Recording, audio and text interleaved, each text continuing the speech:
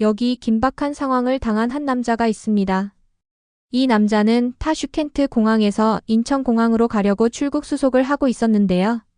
갑자기 공항 경찰들이 이 남자를 데리고 어디론가 갔습니다. 남자는 갑작스럽게 벌어진 상황에 심장이 떨리고 얼굴이 하얗게 질렸다고 합니다. 도대체 무슨 일이 벌어진 걸까요? 지금부터 오늘의 사연 시작합니다. 안녕하세요. 제 이름은 빅토르 초이예요. 재작년 저는 가족들과 한국행 비행기를 타려고 공항에서 출국 수속을 하고 있었어요. 그때였어요. 체크인 카운터에서 차례를 초조하게 기다리던 중 엄숙한 표정의 보안 요원들이 우리에게 다가왔어요. 그들의 눈은 칼날처럼 날카로웠고 얼굴은 돌처럼 딱딱했어요.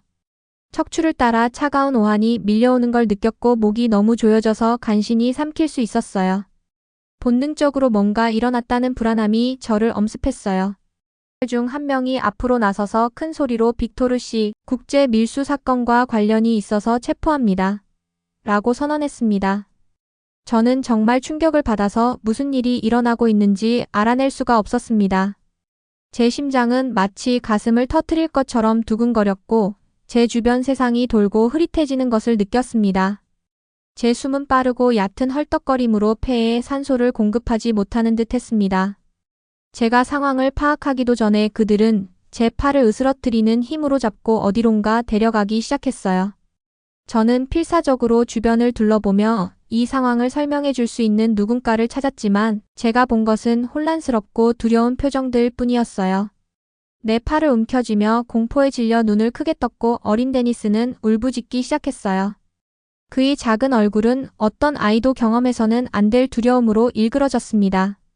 그 순간 내 꿈이 격렬하게 산산이 조각날지도 모른다는 생각이 들었어요. 저는 말을 하려고 했고 제 목소리는 공포에 떨렸습니다. 나는 범죄자가 아니야. 나는 한국에서 새로운 삶을 시작하기 위해 왔어. 나는 밀수와는 아무 상관이 없어. 하지만 제 목소리는 통제할 수 없이 떨렸고 분주한 공항의 혼란스러운 소음에 거의 묻혀버렸어요. 두려움 때문에 내 심장이 터질 것 같았고 이마에 차가운 땀이 흘렀습니다. 경찰들은 내 간청을 듣지도 않았고 인정하지도 않았습니다. 그들은 그저 공포에 질린 저를 가족에게서 더 멀리 떨어뜨리고 어디론가 데려갔어요. 따냐와 데니스도 길을 쓰고 저를 따라왔어요. 저는 길을 잃고 완전히 혼자인 기분이 들었던 걸 기억해요. 마치 깨어날 수 없는 악몽에 던져진 것 같았어요. 돌려 다시 따냐를 바라보니 그녀의 눈은 눈물과 제가 느끼는 공포를 그대로 느끼는 듯 두려움으로 가득 차 있었어요. 모든 게 다 잘 될 거라고 절실히 말하고 싶었지만 목이 막혔고 너무 놀라서 말도 못했어요. 우즈베키스탄에서 무자비하게 놀림을 받고 조선 녀석 같은 잔인한 이름으로 불렸던 고통스러운 날들이 머릿속이 빠르게 스쳐 지나갔어요. 그 괴로운 기억들이 지금의 두려움과 함께 부딪히면서 마치 상처가 다시 찢어지는 것처럼 더욱 취약하고 노출된 기분이 들었어요. 그들은 저를 딱딱한 의자에 앉게 했는데 그때 느낀 차가움은 시베리아 벌판의 한기 같았어요. 맥박 하나하나가 공포의 파도를 만들어내는 것 같았고 방금 전까지 상상했던 희망들이 물처럼 손가락 사이로 격렬하게 빠져나가는 것 같았어요. 제가 우즈베키스탄의 작은 도시에서 왔기 때문일까요? 아니면 제가 한국계 후손이기 때문일까요? 저는 당시 완전히 혼란스러웠고 다음에 무슨 일이 일어날지 몰라서 두렵기만 했어요. 밖에서 기다리고 있을 제 아내와 아들에 대한 생각으로 몸이 더 떨렸어요. 얼마쯤 시간이 흘렀던 것 같아요. 또 다른 경찰관이 방에 들어와 부드러운 어조로 제가 가지고 있던 여권을 조사해서 한국 대사관에 급히 전화를 걸었다고 설명했어요. 그들은 제 비자가 조작되었을 가능성에 대해 설명했어요. 그리고 경찰은 긴급 수배하고 있는 범죄자를 저와 착각했다고 거듭 사과했어요. 그들은 제가 한국으로 가는 합법적인 여행자임을 확인했다고 말했어요. 저는 그 경찰관의 얼굴이 차갑고 엄중한 표정에서 사과하는 표정으로 바뀌는 것을 지켜보았어요. 저는 너무나 무서웠기 때문에 그 당시 어떤 항의도 할 수 없었어요. 제가 조선인이었기 때문에 저는 더욱 주눅이 들었던 것 같아요. 그들이 다시 한번 사과를 하고 저를 방에서 내보내 주었을 때 저는 다른 것은 생각할 겨를도 없었어요. 밖에서 기다리고 있던 따냐와 아들을 보고 왈칵 눈물이 흘렀거든요. 어서 빨리 이곳을 벗어나서 한국으로 가야겠다는 절박한 마음이 더 강하게 들었어요. 30년 가까이 살았던 우즈베키스탄의 마지막 기억이 이렇게 안 좋을 줄 출발할 때는 짐작조차 못했어요. 비행기 안에서 저는 제가 살았던 우즈베키스탄을 내려다봤어요. 과거의 생각들이 하나둘씩 떠올랐어요. 저는 우즈베키스탄 중심부에 자리 잡은 작은 도시에서 태어나고 자랐어요. 아버지께서 들려주시는 한국을 늘 그리워하셨어요.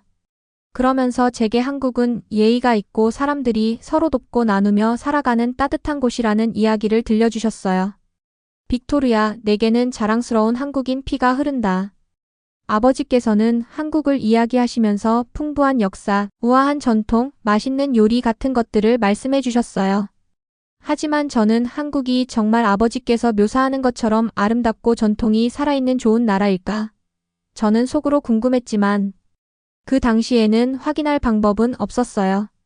그저 아버지의 따뜻한 격려의 말씀이 내가 한국인이라는 사실을 잊지 않게 해주었어요.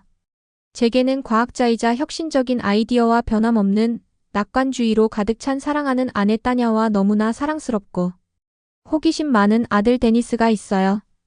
데니스는 어린 나이에도 불구하고 모든 것에 대한 끝없는 호기심을 가지고 있었어요. 언젠가 데니스는 저에게 아빠 한국은 정말 어때요? 라고 그는 눈을 크게 뜨고 궁금해하며 물었어요.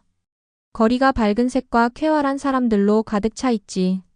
라고 나는 미소 지으며 대답했어요. 언젠가 우리가 함께 그곳에서 갈지도 몰라 라고 대답했어요. 하지만 그때는 저도 한국에 대해서 잘 몰랐고 솔직히 말하자면 꿈과 함께 불안도 섞여 있었어요. 저는 어려서 우즈베키스탄에서 차별을 받으며 자랐어요. 제가 어려서 들었던 조선인이라는 별명은 아직도 제게 눈에 보이지 않는 상처로 남았어요. 이런 고통스러운 경험을 통해 저는 당당하게 서서 더 유망한 미래를 상상하는 법을 배웠어요. 그렇지만 저의 사랑스러운 아들이 이런 수치심을 느끼면서 자랄 것이라고 생각하면 마음이 아팠어요. 제가 우즈베키스탄을 떠날 수밖에 없었던 다른 이유는 우즈베키스탄의 경제 상황은 해마다 악화되었기 때문이에요. 제 작은 자동차 수리점은 간신히 가족을 부양할 만큼의 수입을 올렸어요. 매달 임대료를 내고 데니스의 교육비를 감당해야 한다는 새로운 걱정이 생겼어요. 더 많은 가족이 다른 곳에서 기회를 찾으면서 현지 한인 커뮤니티는 줄어들었고 우리의 문화적 연결은 천천히 사라지고 있었어요.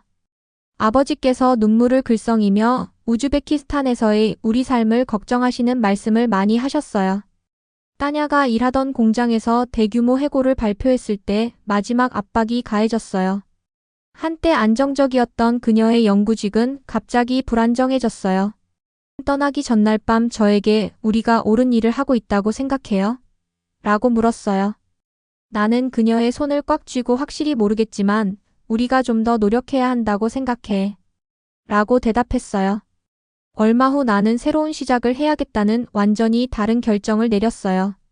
우리 지역의 정치적 불안정이 커지고 소수 민족에 대한 제한이 늘어나면서 우리에게는 선택의 폭이 거의 없었기 때문이었어요. 저는 비행기표를 사고 한국에서의 정착을 위해 그때까지 모아두었던 돈을 모두 정리했어요. 그리고 소중한 소지품 몇 개와 옷가지를 챙겨서 부모님께 작별 인사를 한 후 따냐와 데니스와 함께 타슈켄트 국제공항으로 향했어요. 붐비는 터미널을 걷다 보니 흥분과 불안이 뒤섞인 감정이 나를 휩쓸었어요. 한국은 부모님으로부터 들은 이야기와 인터넷, 뉴스나 방송으로 본 것이 전부였어요.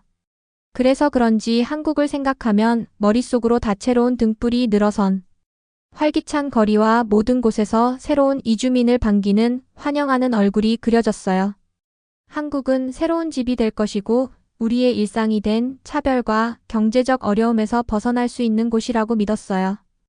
하지만 그것은 저의 상상일 뿐 한국에서의 삶이 두려웠어요. 다만 따냐와 데니스 앞에서 저의 불안감을 내보이는 것이 부끄러워서 모든 것이 괜찮을 거라고 말했어요. 한국에서 새로운 장을 시작한다는 생각에 가슴이 두근거렸지만 한편으로는 한국에 도착해서 환영받지 못하면 내 꿈이 허사로 돌아갈까봐 걱정되었어요.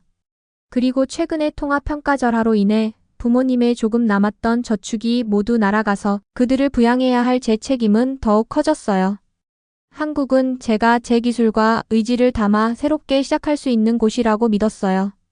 한국 정부의 조선인 귀국 프로그램은 저희에게 주택 지원과 언어 교육을 제공해 주었는데 그렇지 않았다면 감당할 수 없었을 거예요.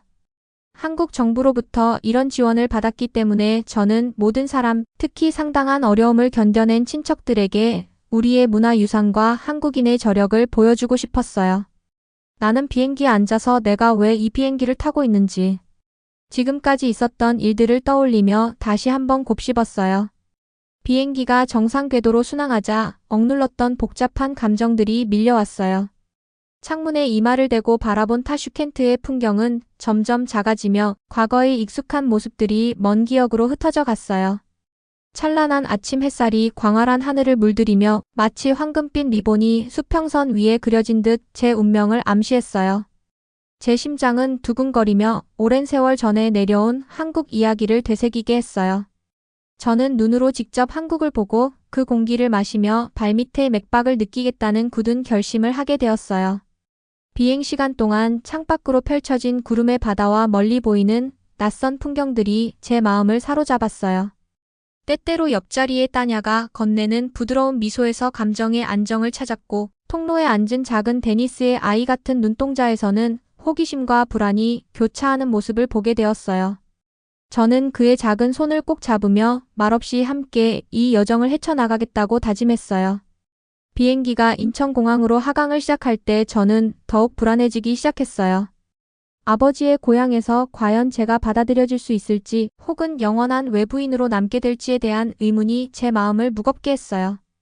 부모님께서 들려주신 다채로운 한국의 이야기와 전통들의 장벽을 넘어 따뜻한 마음을 나누는 사람들의 이야기가 제 가슴 속에 깊이 새겨져 있었지만 그와 동시에 현실이 이상화된 이야기와 일치할지에 대한 불안과 제가 돌아온 동포로서 포용받을 수 있을지에 대한 걱정이 밀려왔어요. 그렇지만 비행기 바퀴가 한국 땅에 부드럽게 닿자 제 내면 깊은 곳에서 희망의 불꽃이 피어오르는 것을 느꼈어요. 비행기에서 내리자마자 타슈켄트와는 완전히 다른 분위기가 저를 감쌌어요.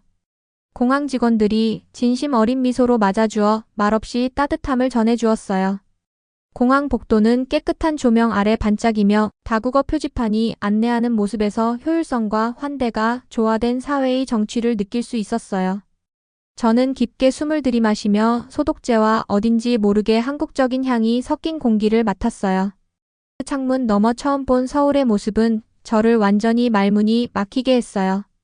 유리와 철강으로 빚어진 거대한 마천루들이 하늘을 향해 솟아오르고 그 표면이 구름과 햇빛을 반사하며 아름다운 발레를 추듯 춤을 췄어요.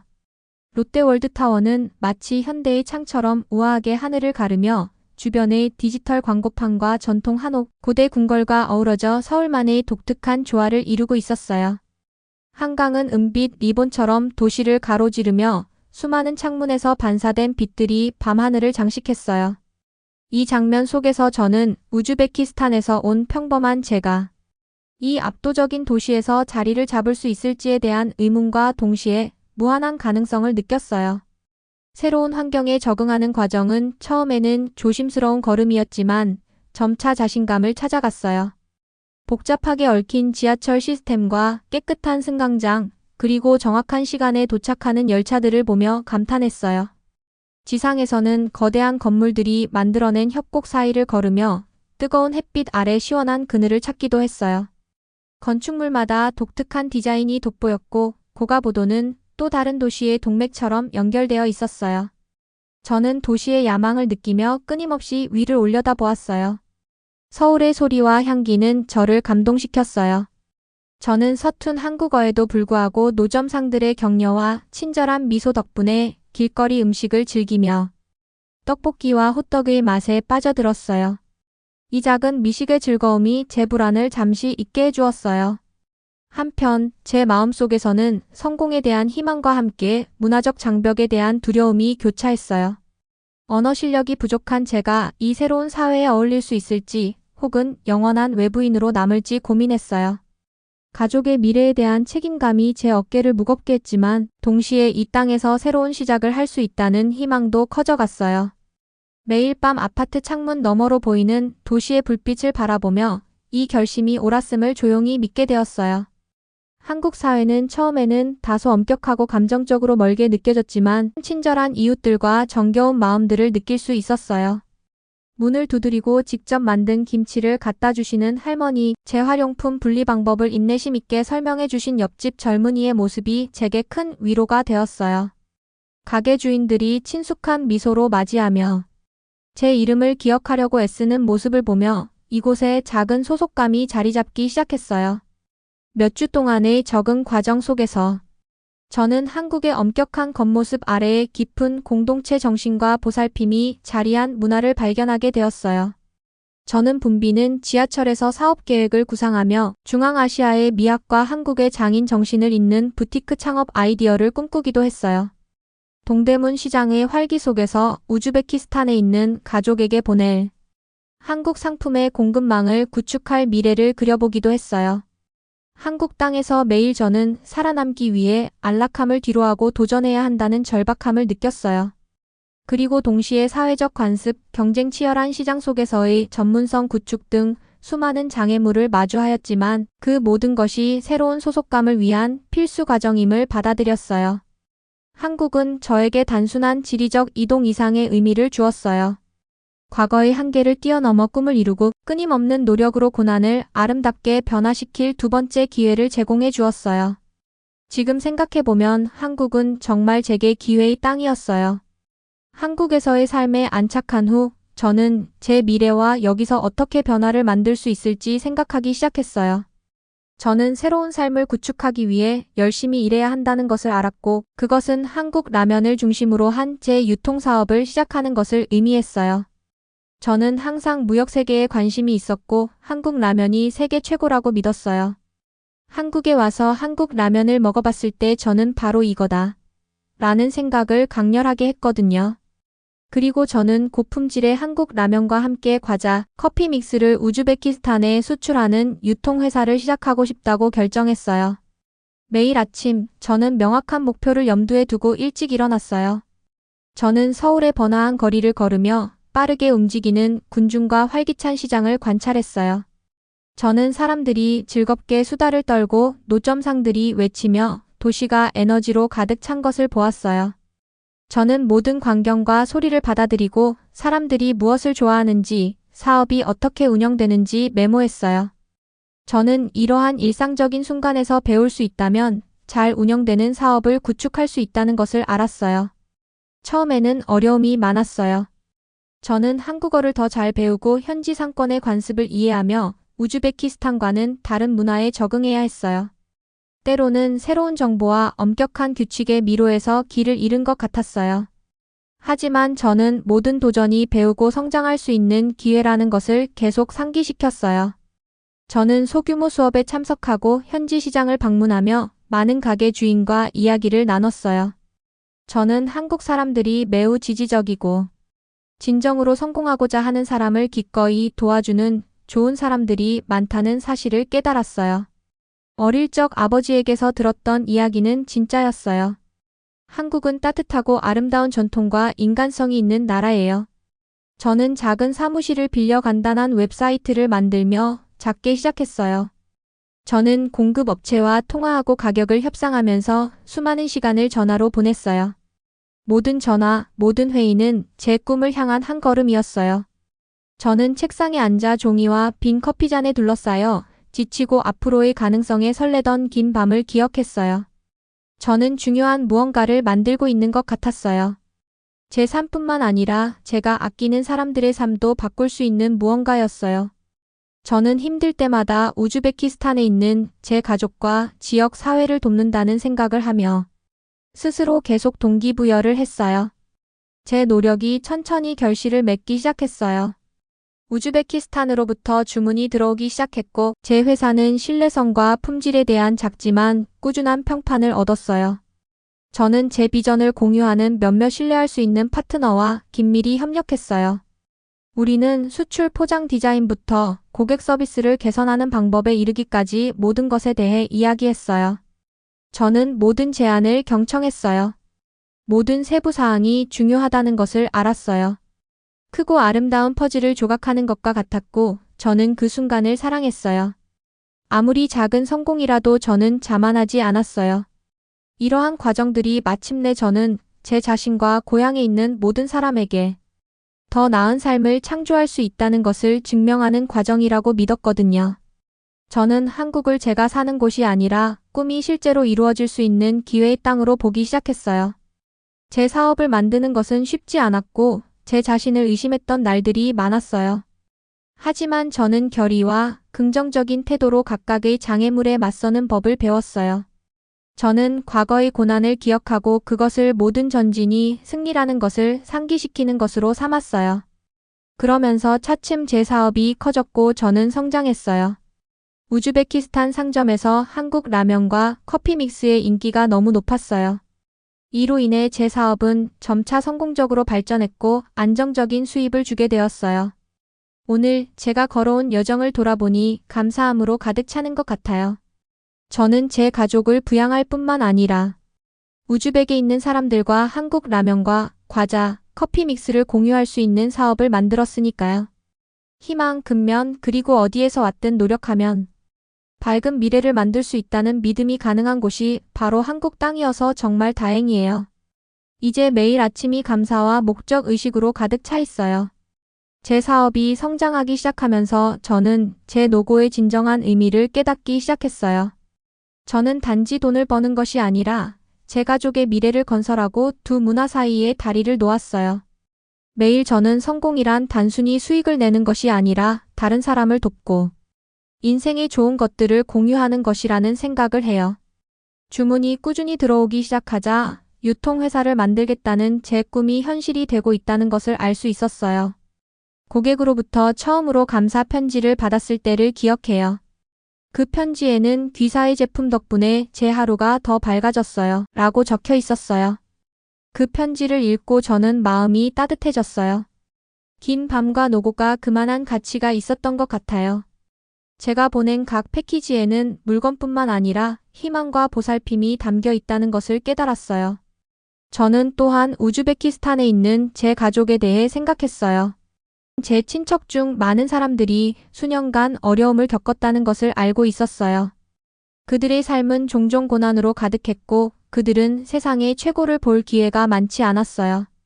저는 한국에서 성공할 수 있다면 제 성공을 그들과 공유하겠다고 스스로에게 약속했어요. 저는 친척들에게 최고의 한국 제품으로 가득 찬 소포를 보내기 시작했어요.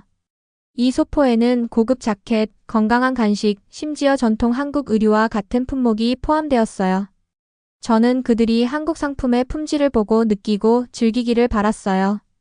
매번 소포를 보낼 때마다 저는 제 가족에게 제 새로운 삶의 작은 조각을 주는 것 같은 기분이 들었어요. 저는 각 소포에 작은 메모를 썼어요.